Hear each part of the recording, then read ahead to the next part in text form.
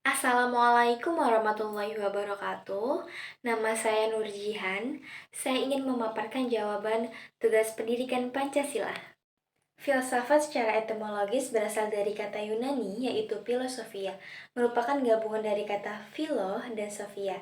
Philo berarti cinta dalam arti yang luas, sementara sophia berarti kebijaksanaan atau kecerdasan.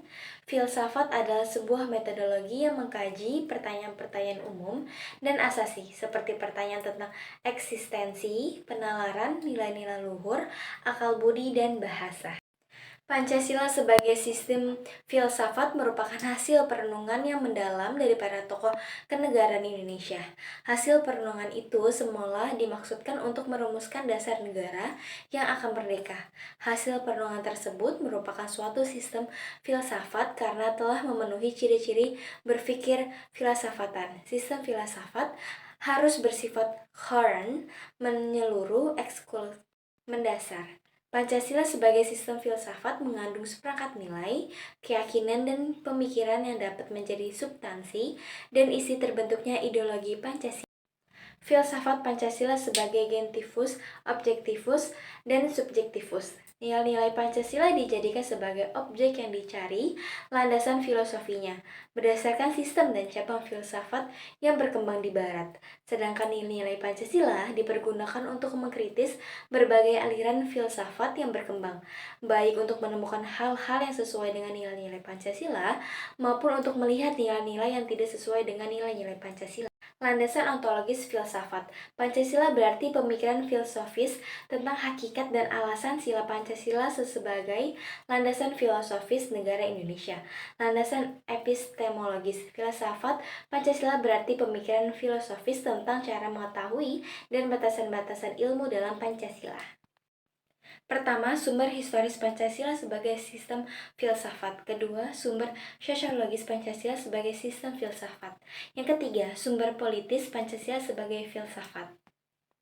Dinamika Pancasila sebagai sistem filsafat mencakup perubahan dan tantangan yang dihadapi oleh Pancasila sebagai sistem filsafat.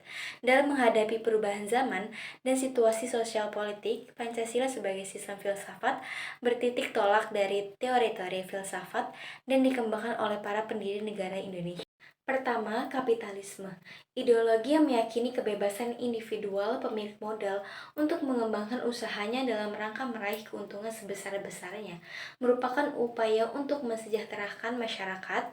Kebebasan individual secara berlebihan dapat menimbulkan berbagai dampak negatif, seperti monopoli dan gaya hidup konsumerisme.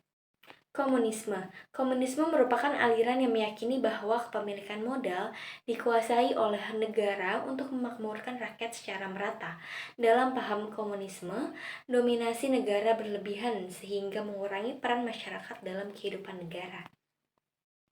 Hakikat Pancasila sebagai sistem filsafat terletak pada sila Pancasila. Sila pertama Pancasila, Pancasila mengakui keberadaan Tuhan sebagai landasan moral dan spiritual dalam kehidupan manusia.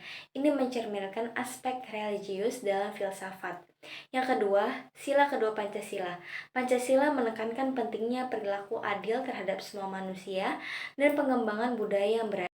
Sila ketiga Pancasila. Pancasila mendorong kesatuan dan persatuan bangsa Indonesia, serta pengakuan dan penghormatan terhadap keragaman budaya suku bangsa Indonesia.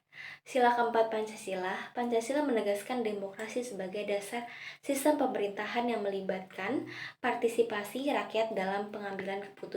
Sila kelima Pancasila. Pancasila menekankan pentingnya pembagian sumber daya yang adil dan keadilan sosial untuk semua warga negara.